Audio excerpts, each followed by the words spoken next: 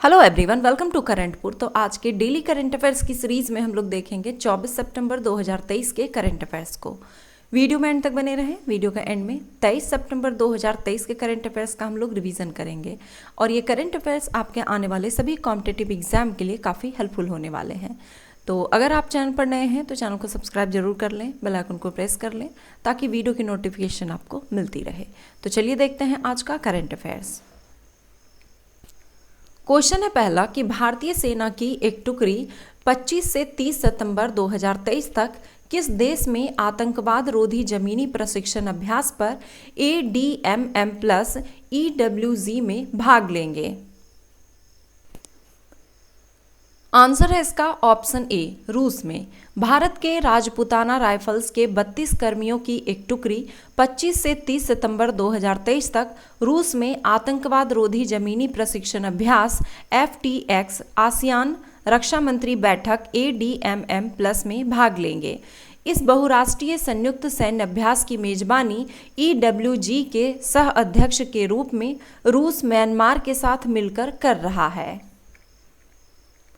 किसके द्वारा 25 सितंबर 2023 को भारत का प्रथम हरित हाइड्रोजन फ्यूल सेल बस का उद्घाटन किया जाएगा?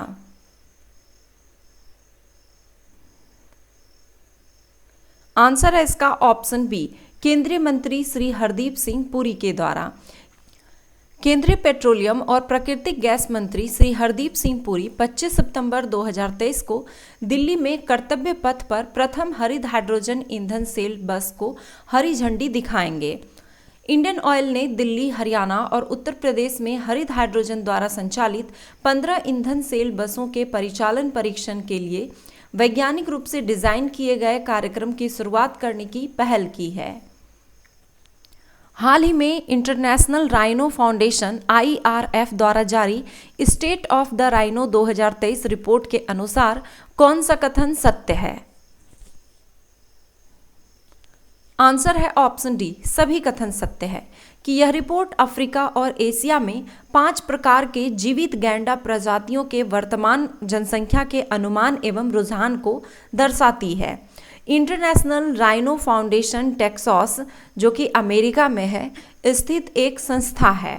इस रिपोर्ट में आवास संरक्षण, सामुदायिक भागीदारी और वन्यजीव तस्करी संबोधित गैंडों की सुरक्षा के लिए रणनीति लागू करने की सिफारिश की गई है। कृषि एवं खाद्य उत्पादन के क्षेत्र में अभूतपूर्व योगदान के लिए किसे नॉर्मन बोरलॉग फील्ड अवार्ड 2023 के लिए चुना गया है? आंसर है ऑप्शन सी, स्वाति नायक को। भारत की स्वाति नायक को कृषि एवं खाद्य उत्पादन के क्षेत्र में उनके अभूतपूर्व योगदान के लिए नॉर्मन बोरलॉग फील्ड अवार्ड 2023 के लिए चुना गया है। स्वाति अंतर्राष्ट्रीय चावल अनुसंधान संस्थान में बीज प्रणाली और उत्पाद प्रबंधन की दक्षिण एशिया प्रमुख है। यह पुरस्कार नोबेल पुरस्कार विजेता और हरित क्रांति के मुख्य वास्तुकार डॉक्टर नॉर्मन बोरलॉग की स्मृति में कृषि और खाद्य उत्पादन के क्षेत्र में काम करने वाले 40 वर्ष से कम आयु के वैज्ञानिकों को प्रदान किया जाता है। अंतर्राष्ट्रीय सांकेतिक भाषा दिवस international day of sine languages ये किस तिथि को मनाया जाता है? आंसर है ऑप्शन डी, 23 सितंबर को। अंतर्राष्ट्रीय सांकेतिक भाषा दिवस हर साल 23 सितंबर को मनाया जाता है। इस दिवस को मनाने का मुख्य उद्देश्य लोगों को सांकेतिक भाषा के महत्व के बारे में जागरूक करना है तथा बधिर लोगों के साथ तालमेल स्थापित करना है। हाल ही में किस देश की सरकार ने देश में पानी की आसन्न कमी से उत्पन्न संकट के कारण 544 जिलों में 60 दिनों के लिए आपातकाल की घोषणा की है? आंसर है ऑप्शन ए, पेरू में।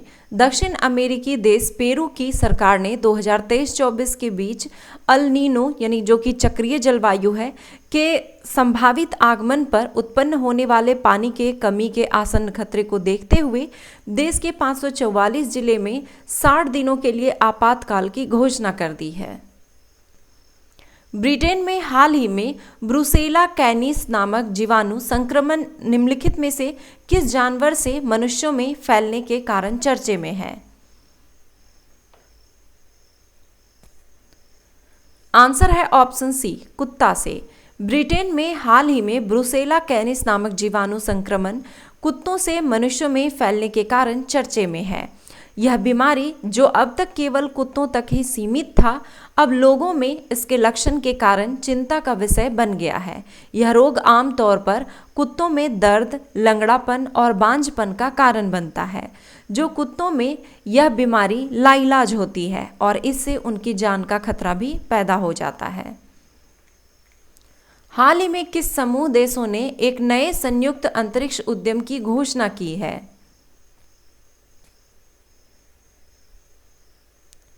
आंसर है इसका option C, I2U2 group. Bharat, Israel, संयुक्त अरब अमीरात और अमेरिका के I2U2 समूह ने एक नए संयुक्त अंतरिक्ष उद्यम की घोषणा की है।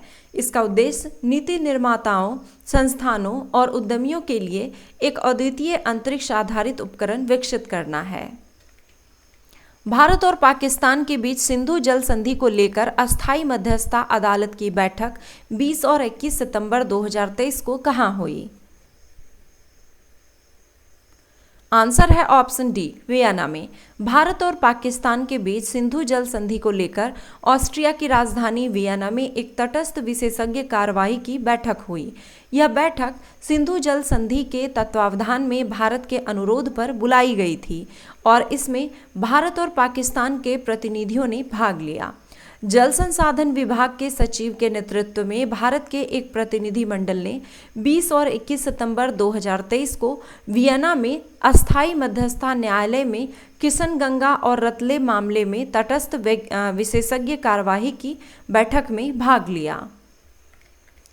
भारत के राष्ट्रीय चिकित्सा आयोग NMC को कितने वर्षों के कार्यकाल के लिए प्रतिष्ठित world federation for medical education द्वारा हाल ही में मान्यता प्राप्त हुई है? आंसर है ऑप्शन सी, 10 वर्षों के लिए। भारत के राष्ट्रीय चिकित्सा आयोग NMC ने 10 वर्षों के उल्लेखनीय कार्यकाल के लिए प्रतिष्ठित world federation for medical education WFME द्वारा हाल ही में मान्यता प्राप्त हुई है। इस मान्यता के भाग के रूप में भारत में सभी 706 मौजूदा मेडिकल कॉलेजों को WFME से मान्यता प्राप्त हो जाएगी। आगामी 10 वर्षों में स्थापित होने वाले नए मेडिकल कॉलेजों को स्वतः WFME से मान्यता प्राप्त हो जाएगी। अब भारत के मेडिकल स्नातक विद्यार्थी अमेरिका, कनाडा, ऑस्ट्रेलिया और न्यूजीलैंड जैसे देशों में स्नातकोत्तर और प्रैक्टिस कर सकते हैं। राष्ट्रीय चिकित्सा आयोग NMC भारत का प्रमुख नियामक निकाय है जो चिकित्सा शिक्षा और अभ्यास का निरीक्षण करता है। तो चलिए अब 23 सितंबर 2023 के करंट अफेयर्स का रिवीजन करते हैं। अंतर्राष्ट्रीय अधिवक्ता सम्मेलन 2023 इंटरनेशनल लॉयर्स कॉन्फ्रेंस 2023 का आयोजन 23 से 24 सितंबर 2023 को कहाँ किया जा रहा है? तो ये नई दिल्ली में किया जा रहा है। G4 में कौन सा देश शामिल है? तो ब्राज़ील, जर्मनी, भारत और जापान। हिंद प्रशांत में तैनाती मिशन के तहत भारतीय नौसेना का कौन सा युद्धपोत 20 से 21 सितंबर 2023 को ऑस्ट्रेलियाई नौसेना और इंडोनेशियाई नौसेना के जहाज़ों के साथ पहले त्रिपक्षीय समुद्री साझेदारी अभ्यास में भाग लिया? तो INS सहाद्री। भारत सरकार ने विज्ञान, प्रौद्योगिकी और नवाचार के क्षेत्र में नए राष्ट्रीय विज्ञान पुरस्कारों की स्थापना की घोषणा किस तिथि को की? तो 21 सितंबर 2023 को। सरोजा वैद्यनाथन का 21 सितंबर 2023 को नई दिल्ली में निधन हो गया। वे किस क्षेत्र से संबंधित थी? तो नृत्य से। पुस्तक वेस्टर्न लेन के लेखक कौन है? तो चेतना मारू। सतह से सतह पर मार करने वाली अर्ध बैलिस्टिक मिसाइल प्रलय की मारक क्षमता कितनी है? तो 150 से 500 किलोमीटर के बीच। PM किसान AI चैटबॉट किसान ई-मित्र को किसने लॉन्च किया? तो श्री कैलाश चौधरी ने लॉन्च किया। संयुक्त राष्ट्र के वैश्विक शांति अभियानों में 6000 से भी अधिक भारतीय सैनिकों की तैनाती के साथ भारत किस स्थान पर है? तो तीसरे स्थान पर है। कौन सा देश दुनिया का सबसे मुक्त अर्थव्यवस्था वाला देश बन गया है? तो Singapore. Cochin university of science and technology CUSAT के शोधकर्ताओं ने समुद्री टार्डीग्रेड की एक नई प्रजाति की पहचान की है, जिसका नाम क्या रखा गया है? तो पूर्व राष्ट्रपति और वैज्ञानिक एपीजे अब्दुल कलाम के नाम पर। भारत का पहला लाइट हाउस फेस्टिवल की शुरुआत कहाँ की गई? तो गोवा में। अब देखते हैं पिछली वीडियो में पूछे गए क्वेश्चन का आंसर। ब्राजील के रियो डी जेनेरियो में आयोजित आईएसएसएफ वर्ल्ड कप 2023 में महिलाओं की 10 मीटर एयर राइफल स्पर्धा में एलावेनिन वलारिवान ने स्वर्ण पदक जीता। इनका संबंध भारत के किस राज्य से है? तो तमिलनाडु से। और अब आज का सवाल, सिम्बेक्स 23 एक्सरसाइज का आयोजन भारत और किस देश की नौसेना के बीच आयोजित किया जा रहा है? आपके पास ऑप्शन है सिंगापुर, जापान, फ्रांस या फिर अमेरिका के साथ। आप अपना आंसर कमेंट बॉक्स में दें। वीडियो पसंद आया तो हमेशा की तरह लाइक करें और अपने दोस्तों के साथ शेयर जरूर करें। धन्यवाद।